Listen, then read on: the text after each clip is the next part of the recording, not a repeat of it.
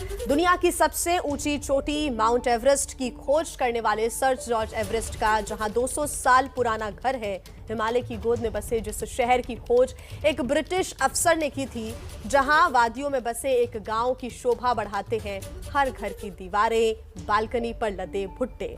एक अकेला इस शहर में सीजन 2 के साथ नितिन सुखीजा एक बार फिर ले आए हैं एक नए शहर से ऐसे ही अनसुने अनदेखे किस्से। साथ ही इसमें शामिल है आपके लिए लजीज गढ़वाली पकवानों का जायका भी।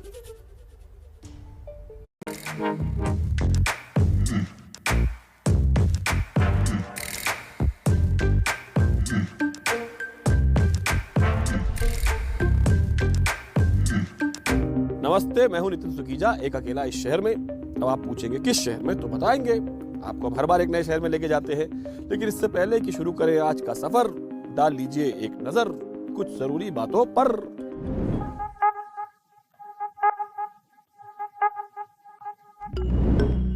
साहब, आज हम आपको लेके आए हैं एक ऐसे शहर में जिसका नाम एक झाड़ के नाम पर है।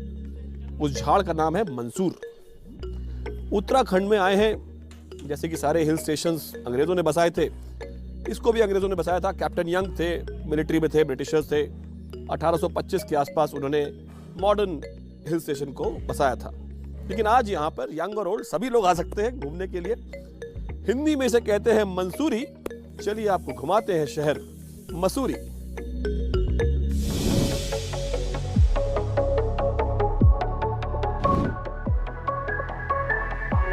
मसूरी को पहाड़ों की रानी यूं ही नहीं कहा जाता। उत्तर भारत के हिल स्टेशंस में सबसे ज्यादा लोकप्रिय स्थान है ये। यहाँ पहुंचना भी सुलभ है, शायद इसीलिए यहाँ हर मौसम में पर्यटक आ ही जाते हैं। मॉल रोड पर घूमते हैं, केम्प्टी फॉल्स चले जाते हैं और अपनी तस्वीरें उतारते हैं। हमने अपने सफर की शुरुआत की मसूरी से थोड़ी दूर बसे एक गांव से।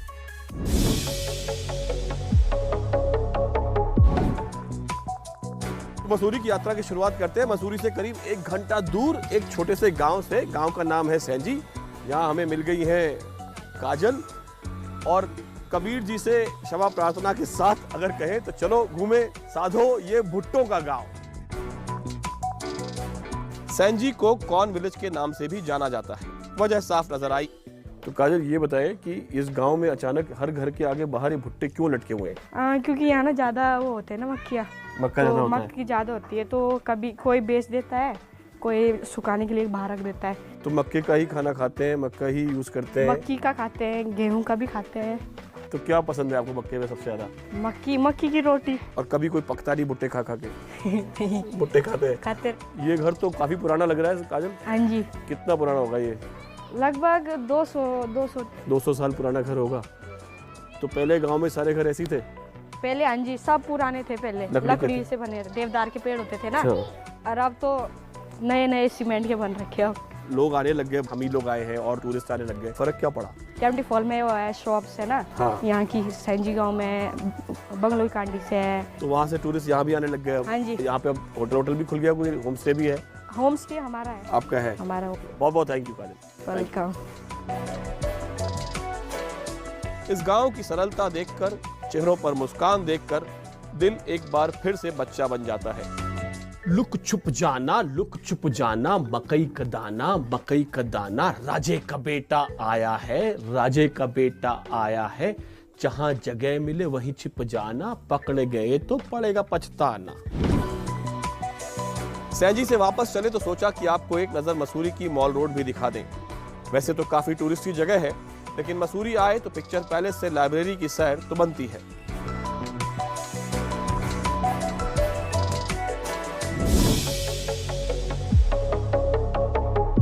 पहाड़ों में क्या होता है, जब आप वॉक करते हैं और चलते हैं तो भूख बहुत लगती है। तो गढ़वाल में है तो हमने सोचा गढ़वाली खाना खाएंगे। गढ़वाली खाना खाने के लिए हमने ढूंढा तो हमें पता लगा कि साइवा एक जगह है जहाँ पर विवेक हमें मिले। विवेक ने पूरी टेबल हमारे लिए सजवा दी है। बहुत बहुत शुक्रिया विवेक। इतना खाना हम खा नहीं पाएंगे।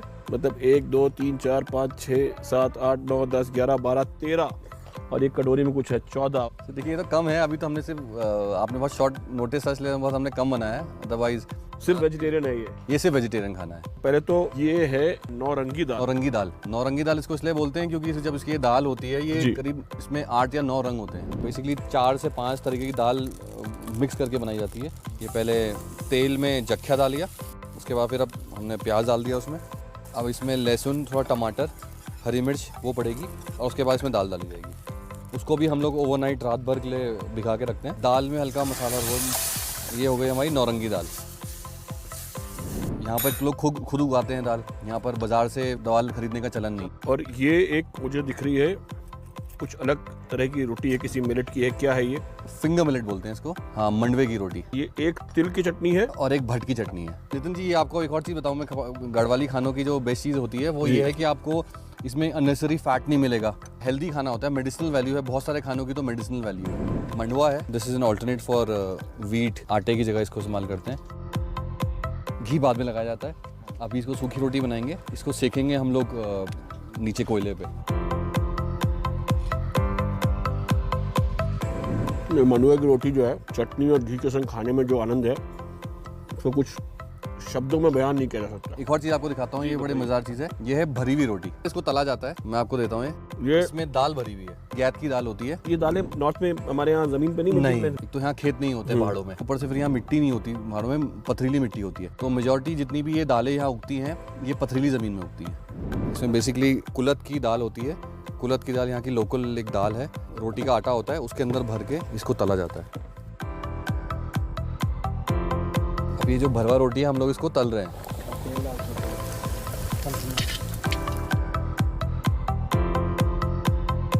भट की चटनी और ये सफ़ेद तिल की चटनी, इसमें से दाल भरी हुई रहती है।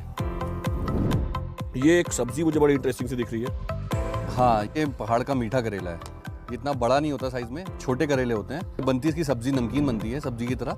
करेला और नीम चढ़ा की कहावत गढ़वाल में आके झूठी साबित हो जाती है, क्योंकि करेला कड़वा नहीं होता है, यहाँ पे करेला मीठा होता है। जी जी जी, जैसे पहाड़ का आदमी मीठा होता है, वैसे ही पहाड़ का पानी और पहाड़ के क्या बात मीठे होते हैं। मीठा करेला। एक ये है यहाँ पहाड़ी पालक का पत्ता, वो भी हमारे यहाँ होता है। बेसन के लेप में लगा के इसको हम तल देते हैं। जैसे पूरा का पूरा पत्ता रहता है। इसको नॉर्मल, जैसे हम नॉर्मल पकौड़ियाँ बनाते हैं बेसन में डाल के, पर हम लोग यहाँ पालक की पकौड़ी बनाते हैं।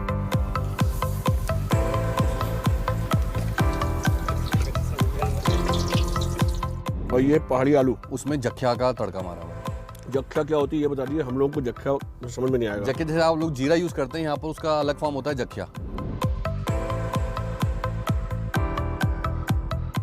आप खाली मुझे खिला रहे हैं, खुद भी कुछ खाएंगे? नहीं, मैं खा रहा हूँ। आप एक ये रोटी तो ले लीजिए, भरवा वाली, काफी भारी है वो जी। और कुछ रह गया इसमें? हाँ जी, एक आपने याली दाल ली। ये एक दाल और भी है। कहीं चौसा बोलते हैं, कई जगह पे चौसा पहाड़ों में तो चौसा बोलते हैं। मैदानों में आम होता है एक। हाँ जी हाँ जी, इसको चैसू बोलते हैं। है तो उड़द की दाल। इसमें दाल को हम पहले भूनते हैं और फिर उसको पीसा जाता है। उसको हम लोग फिर भूनते हैं थोड़ा, जैसे नॉर्मल दाल का। इससे पहले हमने नौरंगी दाल में तड़का मारा था, इसमें फिर हम वैसे ही तड़का मारेंगे। आपका तेल, जख्या, इसमें थोड़ा प्याज, टमाटर, हरी मिर्च।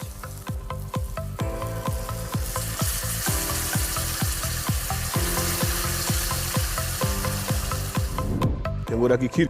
हाँ, ये डेजर्ट है आपके लिए, बेसिकली स्वीट। तो इसमें हम लोग इस्तेमाल करेंगे झंगोरा। झंगोरा एक ऑल्टरनेट होता है चावल के लिए भी। इसकी बहुत मेडिसिनल वैल्यूज़ भी हैं। Indian barnyard millet basically. ये खीर है बेसिकली हमें आता है, पर खीर हम चावल की जगह इसको यूज़ करते हैं। ये हमने डाल दिया दूध। दूध को हम लोग थोड़ा पकाएंगे और इसमें हम लोग डालेंगे उबला हुआ झंगोरा, और इसको धीमी आंच में काफ़ी देर तक पकाया जाएगा। धीरे धीरे जैसे सूखता रहता है, इसमें थोड़ा सा हम और दूध ऐड करते रहेंगे और फिर लास्ट में इसमें चीनी पड़ेगी। अभी काफ़ी पक गया है, इसको पकते हुए 15-20 मिनट हो गए हैं। अब हम लोग इसमें चीनी ऐड करेंगे। ये था झंगोरा। इसका एक फॉर्म हम लोग राइस बनाया हमने, और उसके बाद हमने इसमें बना दिया ये खीर। बहुत सारी चीज़ें जो ये 15 भोग करने के बाद तो ये ऑप्शन है, या तो सो जाया जाए या फिर कहीं चला जाए। क्योंकि हमको आपको घूमना है, तो वॉक कर लेंगे, थोड़ा खाना पचा लेंगे, लेकिन भीड़ भाड़ से दूर चलेंगे। तो आप और हम अब चलेंगे पहाड़ों में, जंगलों की तरफ। लंडौर के थोड़ा पास ये कंटोनमेंट एरिया है। इस जगह का नाम है लाल टिब्बा। लाल टिब्बा मसूरी की सबसे ऊंची चोटी है। 7,500 फीट के आसपास इसकी ऊंचाई है। यहाँ पर एक कैफ़े है, वहाँ पर एक दूरबीन लगा दी गई है कि टूरिस्ट लोग यहाँ से हिमालय का नज़ारा ले सके। ऊपर पहुंचे तो सेल्फी लेते और आनंद उठाते पर्यटकों के बीच पता चला कि दूरबीन तो अभी बंद है। लाल टिब्बा से लैंडोर की तरफ चलें तो सबसे पहले दिखती है ये जगह। एक तरह से ये अब लैंडोर की पहचान बन चुकी है। तो लैंडोर के बाजार में हम आ गए। 4 दुकान कैफेज हैं यहाँ पे। अनिल्स कैफे में हम बैठ गए। अनिल जी मेरे साथ हैं, इस कैफे के ओनर हैं। अनिल जी, पहली बात तो ये 4 दुकान कैफे की कहानी क्या है? 4 दुकान जो है ब्रिटिश टाइम से यहाँ पे एस्टेब्लिश है। 4 ही दुकान थी उस टाइम भी 4 दुकान थी और उसी टाइम से इसका नाम 4 दुकान पड़ा हुआ है। 15-20 साल से ज़्यादा पॉपुलर हुई जगह, जब से यहाँ सेलिब्रिटी वगैरह आने लगी। सचिन जी आए। अच्छा, अभी ये बताइए कि आपके कैफे की एक कहानी है बहुत शानदार, वो है मैथ्यूज वाई की। वो कहानी आप खुद बताइए। एक लड़का यहाँ वुडस्टॉक स्कूल में पढ़ता था। वुडस्टॉक में पढ़ता था लड़का, ठीक है। तो उसने बताया कि मैगी इसको वाई को इस तरह से बनाना है। वाई बनाई, फिर उस पर उसको फ्राइड करना है, फिर उसमें गार्लिक डालनी, फिर उसमें सब वेजिटेबल डालनी, ऊपर से अंडा डालना, फिर उसमें चीज़ डालनी। तो उसके नाम से बन गई।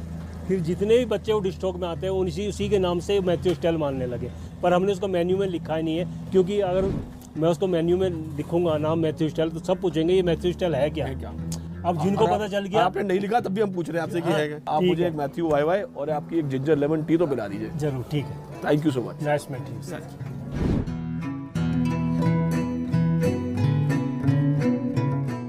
अंग्रेजी में जिंजर लेमन टी, हिंदी में अदरक नींबू वाली चाय।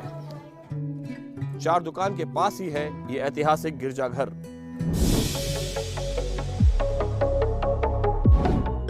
1840 से 1947 तक ये चर्च मुख्यतः मिलिट्री चैपलन्स के प्रबंधन में थी। 1839 में इस चर्च की स्थापना हुई और 1859 में एक युगल दंपति क्रिस्टोफर और मैरी की यहाँ पे शादी हुई। उनके बेटा हुआ, उसका नाम उन्होंने रखा जिम। जिम को आज हम सब लोग जिम कॉर्बेट के नाम से जानते हैं। उनके नाम पे उत्तराखंड का ही नहीं देश का सबसे जाना माना नेशनल पार्क है, वाइल्ड लाइफ सेंचुरी है। मौसम करवट लेने लगा था। अब वक्त आ गया था लैंडोर से आगे बढ़ने का। लैंडोर चूंकि खूबसूरत जगह है तो यहाँ पर कई जानी मानी हस्तियाँ रहती हैं। रस्किन बॉन्ड यहीं रहते हैं, किताबें लिखते हैं। टॉम वॉल्टर भी यहीं पास में रहते थे।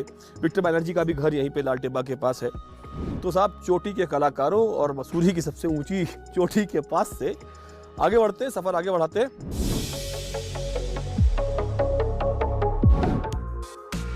अब जहां हम पहुंचे तब सूरज एक बार फिर बादलों को हराकर चमकने लगा था। देखिए, ये जो है माउंट एवरेस्ट तो है नहीं, तो ऊंची चोटी तो है नहीं, लेकिन ये George Everest, sir George Everest की ऑब्जर्वेटरी है। वो यहाँ पर बैठकर काम किया करते थे। सर जॉर्ज एवरेस्ट वही हैं जो भारत के सर्वेयर जनरल ऑफ इंडिया थे 1830 से 1843 तक। उनको ही श्रेय जाता है माउंट एवरेस्ट यानी कि दुनिया की सबसे ऊंची चोटी की ऊंचाई नापने का। इसलिए उस ऊंची चोटी का नाम माउंट एवरेस्ट रखा गया। यहाँ पर सर जॉर्ज एवरेस्ट का घर है। खंडहर बचे थे, उसको रेनोवेट किया जा रहा है। अंदर नहीं जा सकते क्योंकि बंद है अभी। जॉर्ज एवरेस्ट को मसूरी बहुत पसंद था। कहा जाता है कि वो सर्वे ऑफ इंडिया का दफ्तर भी मसूरी में बनाना चाहते थे। अंततः वो देहरादून में स्थापित हुआ। इस स्टेट का नाम द पार्क था। आज यहाँ एक पार्क भी बना दिया गया है जहाँ लोग घूमने आते हैं। प्री वेडिंग शूट्स भी यहाँ बहुत होते हैं। अब यहाँ एक म्यूजियम ऑफ कार्टोलॉजी भी बनाया जा रहा है। वही बड़ी इंटरेस्टिंग जगह है जॉर्ज एवरेस्ट की कोठी भी। 10 साल पहले जब हम आए थे, जब अपने लिए घूम रहे थे, अभी तो आपके लिए घूम रहे हैं, तब यहाँ कुछ नहीं था। ना ये रास्ता था, ना वहाँ पार्क थे, ना रेनोवेशन था। खंडर पड़े हुए थे, कुछ घोड़े इधर उधर टहल रहे थे, कुछ कुत्ते सो रहे थे। अब आपके लिए आए हैं तो थोड़ा सा रास्ता बन गया है, रेनोवेशन हो रहा है। इस बार आपको दिखा नहीं पाए। उम्मीद है कि अगली बार जब आप खुद आएंगे तो शायद इसको देख पाएंगे और शायद इसका आनंद उठा पाएंगे। खैर साहब, मसूरी का सफर यहाँ समाप्त करते हैं। अगले हफ्ते अगले एपिसोड में फिर मुलाकात होगी किसी नए शहर में। कुछ अनोखा खाते, कुछ अनोखा देखते, नई जगह घूमते घुमाते।